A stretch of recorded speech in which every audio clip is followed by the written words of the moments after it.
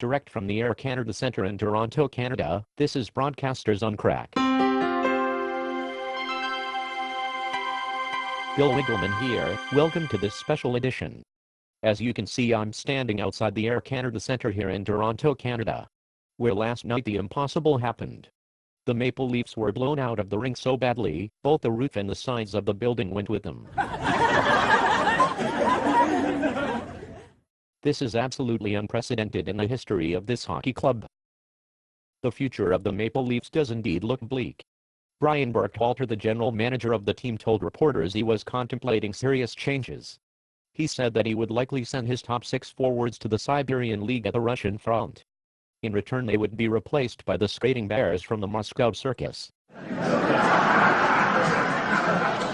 Seems like a fair trade to me. However, the Bears will still need to get their AB shots before being cleared to play. Berhalter also said that Maple Leaf coach Ron Ito is on his way out the door if he can fit through it, although he may be retained somewhere in the organization in laundry or toilet cleaning services.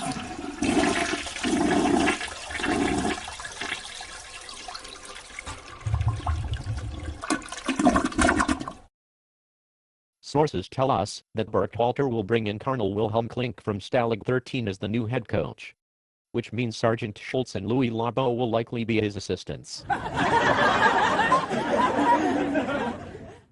Many are questioning the coaching experience of Louis Labo.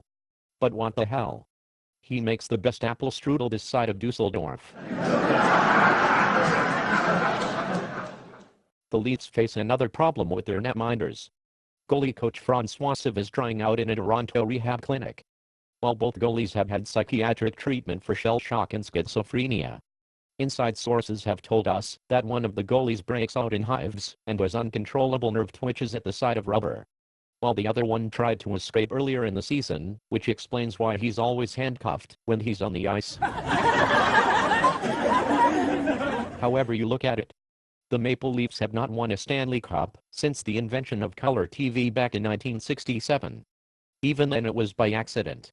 Not many know the true story of what really happened in that series. Sources tell us that most of the Canadiens players did not make it to that deciding game.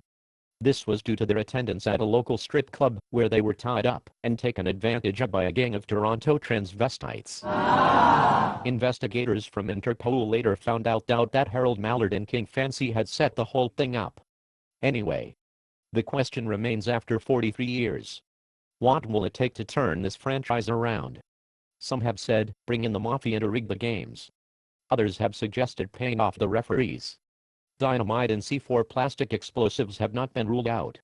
The most popular idea is the relocation of the franchise. Here is a short list of the possibilities. Moose Factory, Ontario.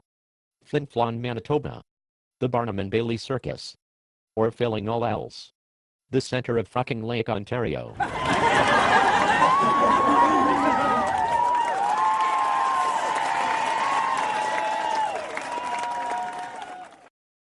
One thing for sure. Something must be done. Just look at the pitiful state of the Air Canada Centre. With all due respect to the ladies, any fan who watches a game in that building now is going to freeze their nuts off.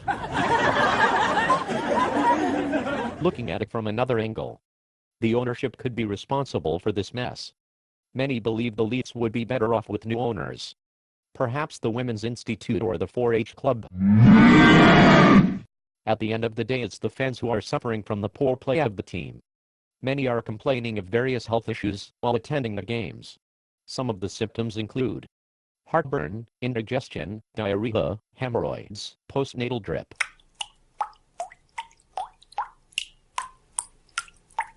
The only cure for this is a Stanley Cup. Unfortunately, after careful diagnosis, doctors have declared the case of losing for the Toronto Maple Leafs is a terminal disease. Bill Wigglemen from Toronto for Broadcasters on Crack.